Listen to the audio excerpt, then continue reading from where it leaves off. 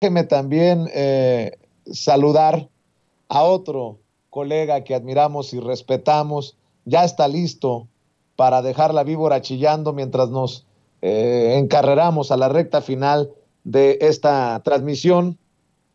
Eh, Juan Becerra Costa, conductor de Informe Capital en Capital 21, periodista independiente, columnista de La Jornada, a quien le agradezco mucho que como todas las semanas se enlace con nosotros. ¿Cómo estás, Juan? Un abrazo. Abrazo, querido Vicente, pues muy contento de saludarte a ti y a toda la audiencia que nos acompaña este martes. ¿Cómo ves la temperatura de nuestro país? Tanto sol puso moreno a buena parte de la ciudadanía. No digas esas cosas que luego te van a decir como a mí, ¿Cómo? tapete. No sé qué tanto me han dicho el día de Bueno, hoy, mi pues será querido un Juan. halago. Si me dicen lo mismo que te dicen a ti y viniendo de quien viene, lo tomaré como un piropo, querido Vicente. Muchas gracias. Oye, por cierto, sigamos hablando de esta cumbre de las Américas que, pues, que ha dejado muchas reacciones contra el presidente Andrés Manuel López Obrador en la oposición en México y entre los políticos estadounidenses. Si hay un tema que une a, a republicanos y demócratas, es el tema de Cuba, porque desde Ajá. Estados Unidos están a favor del bloqueo y contra cualquier cosa que pueda relajar esta situación, pues es totalmente contraria, opuesta a la visión del presidente Andrés Manuel López Obrador. Creo que hay que estar al pendiente de lo que se venga, querido Juan, desde Estados Unidos. Si ya algunos columnistas, analistas le tiraban calabaza al presidente en los grandes medios estadounidenses, prepárate cuando los comentarios sean provocados por la influencia o el dinero que signifique Marco Rubio o Bob Menéndez. Bob Menéndez que se ha llevado dos arrastradas seguidas, consecutivas, ayer y hoy en la mañanera, Juan. Oye, Vicente, hay cosas que unen a los demócratas y a los republicanos en Estados Unidos. Una de ellas es Cuba, ¿no?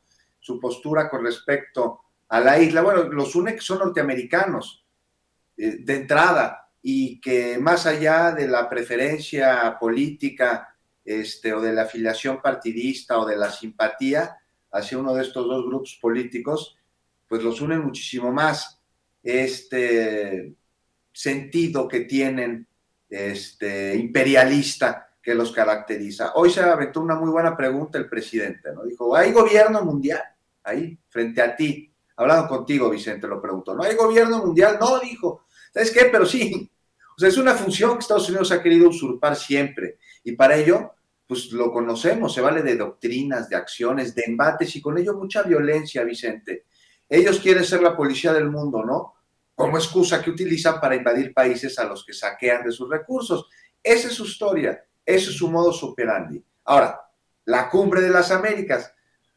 No sé, Vicente, de entrada ya tendría que haberle cambiado el nombre porque no es de las Américas al haber exclusión de ciertos países. O sea, podrían llamarla, ¿qué te gusta? La cumbre de las colonias estadounidenses, del club de Tobin neoliberal, la cumbre de la iberósfera, porque ya ves que no invitan a países que sí son de América, pero invitan a países europeos, a los españoles, a una cumbre de países de América. Digo, caray, o sea, es de lo más neocolonial que he escuchado últimamente. Y mira que hemos escuchado cosas neocoloniales.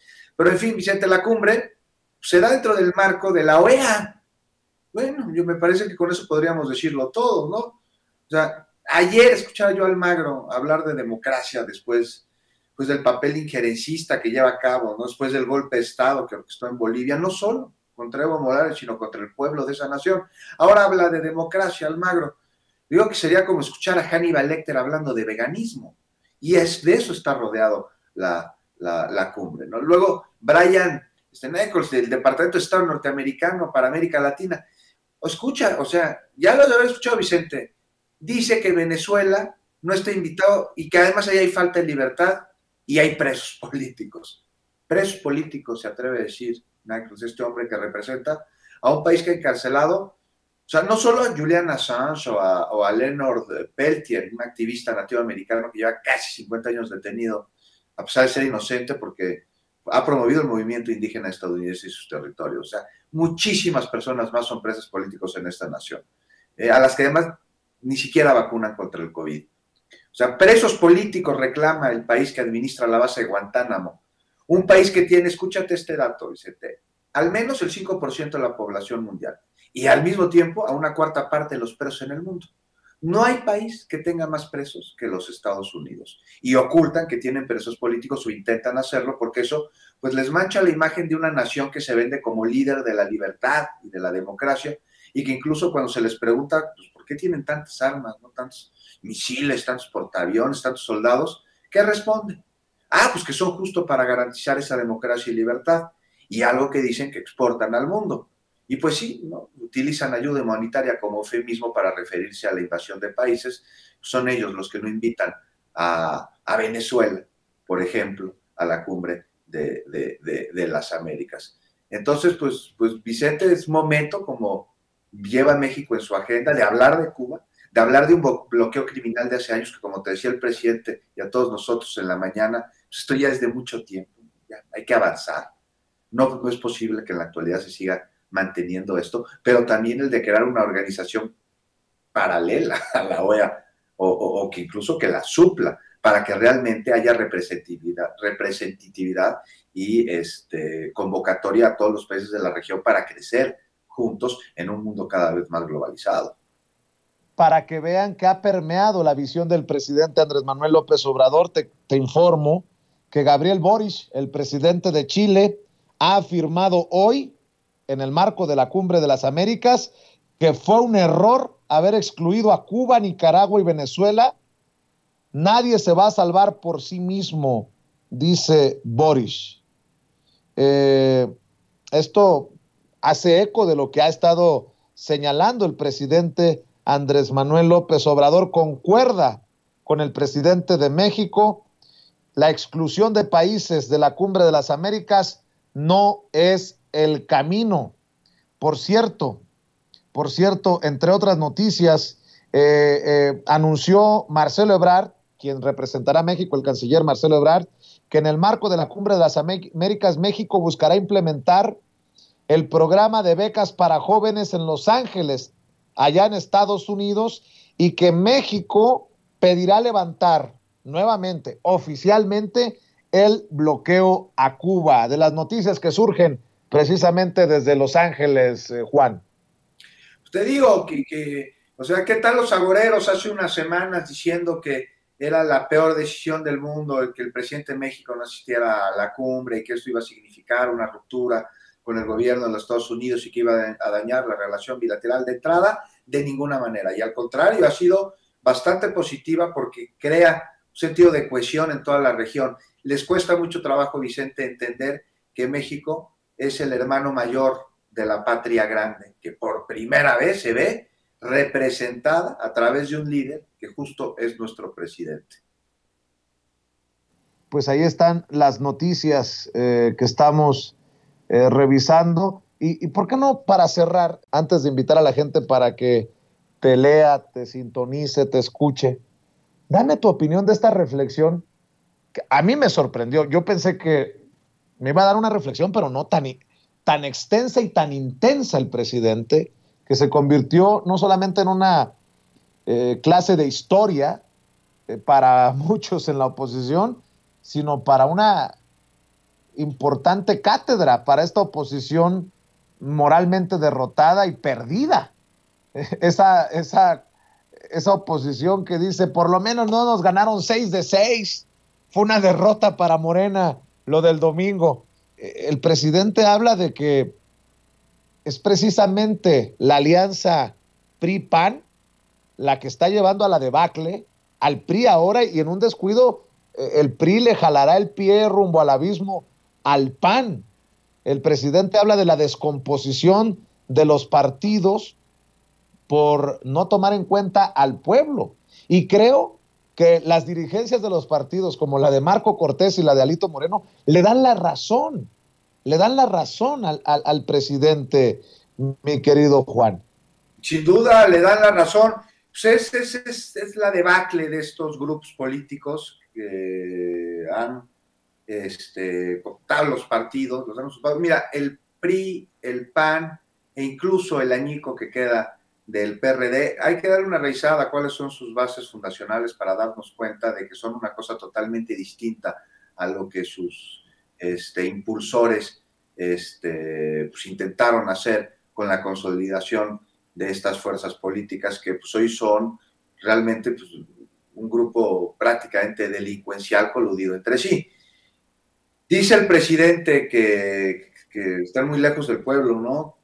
Palabras más, palabras menos. Pues sí, realmente nunca lo han estado, nunca han estado ellos cerca del pueblo, no conoce cuáles son sus sentires y sus pensares en la cotidianeidad, se acercan a ellos durante campaña, desde lejecitos le prometen lo que sus asesores les dicen que necesitan en primera instancia para no volverlos a voltear, jamás después de los resultados en las elecciones.